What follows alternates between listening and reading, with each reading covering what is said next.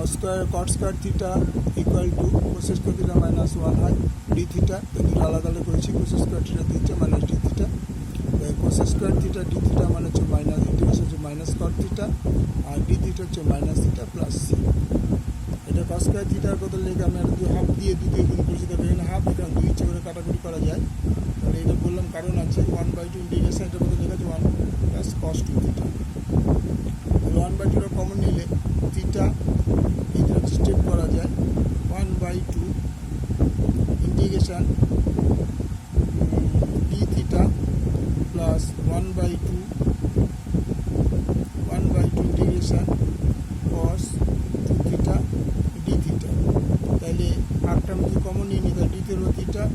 আর এই হাফটা তো বাইরে রয়েছে